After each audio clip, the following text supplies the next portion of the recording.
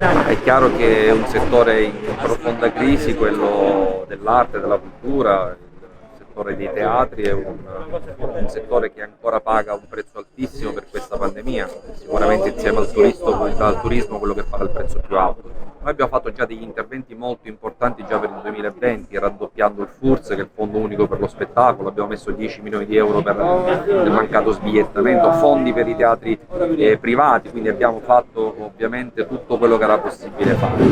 La crisi continua, la pandemia continua e quindi dovremmo immaginare un altro percorso. Già abbiamo mantenuto in questa legge di stabilità, che da qui a breve andrà in aula, lo stesso importo per il FURS, quindi sempre lo stesso fondo unico di rotazione per lo spettacolo, regionale per lo spettacolo, dove prevediamo 9 milioni di euro per tutte le attività teatrali e culturali che ci sono in Sicilia.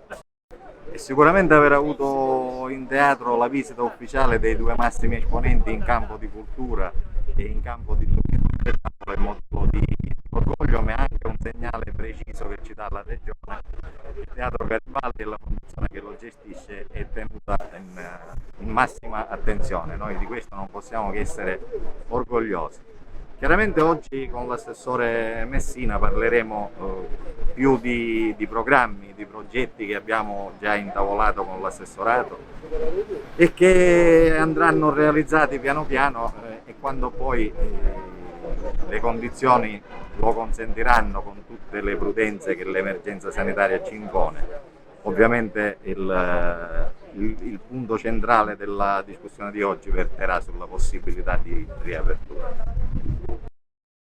E grazie anche all'attività della Fondazione del Teatro, tante persone si avvicinano alla città, vengono, soggiornano nella città grazie a quella che è l'attività che a teatro svolge durante tutto l'anno. Quindi questo è uno sicuramente degli appuntamenti, saranno una di quelle attività più importanti che credo che l'assessore metterà in campo in tutte le città della nostra Sicilia. La cultura deve entrare a pieno titolo in quella che è l'offerta turistica che dobbiamo mettere in campo, e il teatro questo teatro ha avuto la possibilità di essere ristrutturato grazie ai fondi regionali, e per questo faccio i complimenti sia al governo regionale ma alla fondazione e a tutti i tecnici che hanno partecipato per la realizzazione. Credo siamo l'unico teatro che ha speso i soldi e che ha avuto vista la ristrutturazione. Poi insieme alla programmazione che metteremo in campo con il GAL e con altri fondi, credo che questa parte della provincia ha fatto un lavoro egregio in quella che è la programmazione delle strategie per lo sviluppo del turismo.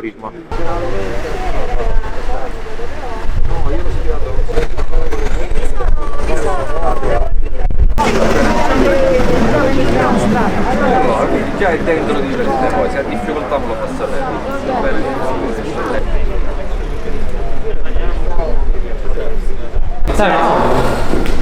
Buongiorno,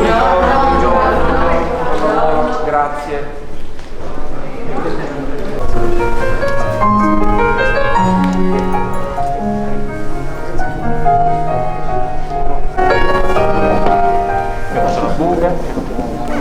Di togliere accomodati così non usiamo anche la qualche istante che ha. La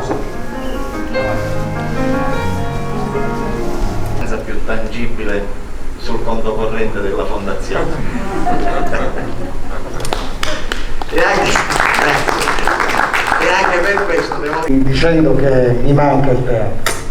Mi manca il teatro perché qui sono stati anni di scommesse di tutto. E questa implementazione, ringrazio te Tonino, sovrintendente, Tonino Cannata, ringrazio.